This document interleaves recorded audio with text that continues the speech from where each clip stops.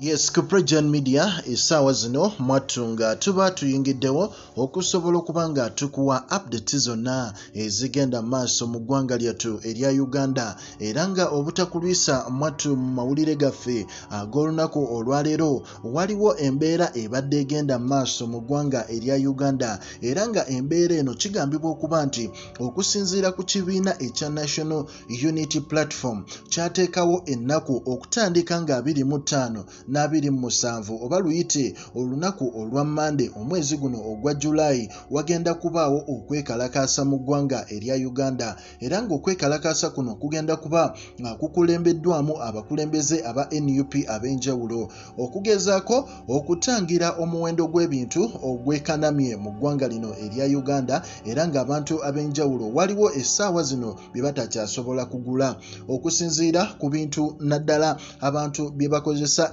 ewaka. So ekibiina ekya NUP kyavaayo ne kiteekawo embeera y'okuba nti wagenda kubaawo okwekalakaasa basobole okuba nga bateeka gavumenti essaawa zino ku nninga eveeyo ebeeko engeri gyeyambamu omuntu wa wansi era nga n'essaawa zino mwattu gwe ali mu ggwanga eritali erya Uganda ebintu ebbeeyi eri waggulu nnyo ng'ovudde ku bavuzi b'emmotoka n'ebidduka eby'enjawulo okuba nti amafuta go gaatabukira ddala mwattu ate n'ebintu nga sabbuuni n'ebintu nga omunnyo ebintu ng'ebyo oba ziyite basic needs mu ggwanga erya Uganda mwattu za bbeeyi oba buli kimu kigenze kirinnyira ddala waggulu kwe kuvaayo abakulembeze abalumirirwa abantu okusobola okuba nga bateekawo embeera ey'okwekalakaasa basobole okuba nga banunula eggwanga erya Uganda oba nga balwanirira abantu bawansi naye ate mwattu poliisi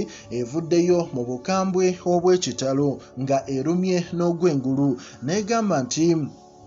the joint security agencies are aware of individuals and groups from within the country and abroad that are promoting hate, panic and fear among Ugandans and visitors in the country through videos and audios, text messages of malicious propaganda instructing all members of the public to stay in their homes for 30 days from 25 to the 27th of July 2022 as part of their alleged campaign against inflation in the country. The authors of the recordings in an aggressive tone further issue threats of attack to persons who against their stay at home. So okusinziira ku poliisi nayo yavuddeyo n'erambulula embeera egenda okubaawo mu ggwanga erya Uganda n'egamba nti ffenna tumanyi nti abantu bangi bagenda kuvaayo beekalakaase kumala ennaku nga 3 era nga bavuddeyo ne bagamba nti gwe agenda okukola gezaako okuba nga tosalayo mu kibuga oba ku mulimu gwo gezaako okuba nga osigala ewaka wabeewo okwekalakaasa okulaga obutali bumativu naye ate poliisi yeegamba abantu bano egenda kuba nga